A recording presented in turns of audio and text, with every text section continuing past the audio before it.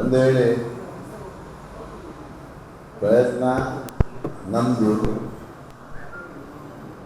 ಆಶೀರ್ವಾದ ದೇವರದು.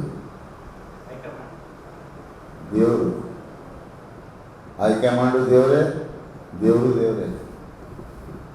Decision maker ನಾನಂತ ಅಲ್ಲ. ಹಾಗಂತ ಹೇಳ್ಕೊಂಡು ನನ್ನ ಮನಸ್ಸಿಗೆ ಬೇಜಾರು ಮಾಡ್ಕೊಂಡು ನನ್ನ ಕ್ಷೇತ್ರ ಡೆವಲಪ್ ಆದರೂ ಸಾಕು. ನನ್ನ ಕ್ಷೇತ್ರ ಡೆವಲಪ್ ಆದರೆ ನಾನು ಕ್ಷೇತ್ರ ಡೆವಲಪ್ ಆದರೆ ನಾನು ಸಿ ಎಮ್ ಇದ್ದಂಗೆ. ಈಗ ಪ್ರೆಸ್ ಮೀಟ್ ಮಾಡೋದು ಹೀಗೆ ಬಂತು. ಏನು ಜನರಿಗೆ ಅಸಮಾಧಾನ ಇದೆ ಅಂತ ಹೇಳ್ಕೊಂಡು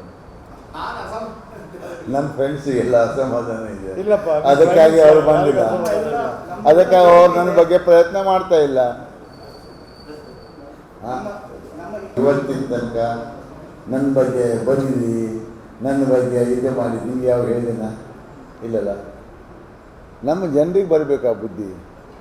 ಜನರು ನನ್ನ ಕೆಲಸಕ್ಕೆ ಅಂತ ಇಟ್ಟಿದ್ದಾರೆ, ಅಷ್ಟಂದ್ರೆ ಅಷ್ಟು ಸಮಾಧಾನ ಮಾಡ್ಕೊಂಡು ಜನರು ನನ್ನ ಕೆಲಸಕ್ಕೆ ಇಟ್ಟಿದ್ದಾರೆ. ಏನು ಹೇಳು, ನೀ ಕೆಲಸ ಮಾಡೋದು ಸಾಯಿ ಅದನ್ನು ಆಯ್ತಪ್ಪ.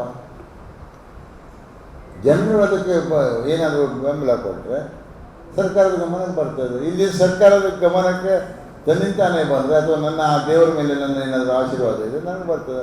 ಅದನ್ನು ಬಿಟ್ಕೊಂಡು ನಾನು ಹೆಂಗೆ ಹಿಂದೆ ಬೀಳಿ, ನಾನು ಒಬ್ಬನೇ ಹೋಗಿ ಹೇಳಿ ಅಥವಾ ನಾನು ಇವ್ರಿಗೆ ಹೇಳಿ ಶಂಭು ಶೆಟ್ಟಿ ಬರ್ರಿ, ನೀವು ಬರ್ರಿ, ಒಂದು 5 ಗಾಡಿ ತಗೊಂಡು ನನ್ನ ಹತ್ರ ನಾನು ಮಾಡೋದಿಲ್ಲ. ಅಲ್ಲಿ ನೋಡುದು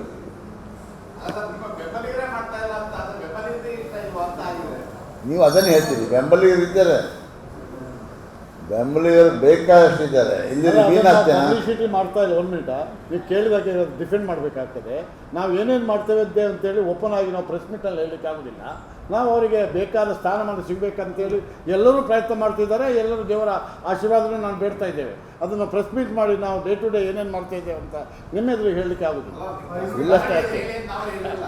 ಇಲ್ಲ, ಅದು ಸತ್ಯಕ್ಕೂ ಸುಳ್ಳು. ಈಗ ನೀ ಹಂಚ್ಲಿ ಆಗ್ತದೆ ಸುಳ್ಳಲ್ಲ. ನೀವು ಮಾಡಿದ್ರಿ ಅಂಕೋಲದಲ್ಲಿ ಒಂದು ಏನಾದ್ರು ಒಂದು ಮಾಡಿದ್ರಿ ಸಚಿವ ಸ್ಥಾನ, ನಿಮಗೆ ಬೇಜಾರುಂಟು. ನನಗೆ ಸಚಿವ ಸ್ಥಾನ ಕೊಟ್ಟರೆ ಅಂತ ಹೇಳ್ಬೋದು. ಯಾರು ಇಲ್ಲ ರೀ, ನಮ್ಮ ಉತ್ತರ ಕನ್ನಡ ಜಿಲ್ಲೆನೇ ಆ ಥರ ಬೆಳೆದಿದೆ. ನಮ್ಮಲ್ಲಿ ಬೆಳೀಲಿಕ್ಕೆ ಕೊಡೋದಿಲ್ಲ ರೀ ನಮ್ಮವರು. ಏನು ಗೊತ್ತಿಲ್ಲ, ಹಿರಿಯರು ಮಾತಾಡಿಸ್ಬೇಕು. ಹಿರಿಯರು ಹೇಳಬೇಕು, ಅವ್ರಿಗೊಂದು ಅವಕಾಶ ಕೊಡುವ. ಈ ಡೂಯಿಂಗ್ ಬೆಸ್ಟ್, ಈ ಡೂಯಿಂಗ್ ಗುಡ್ ಅಂತ ಅವರು ಹೇಳಬೇಕು, ನಾವು ಹೇಳೋದಲ್ಲ.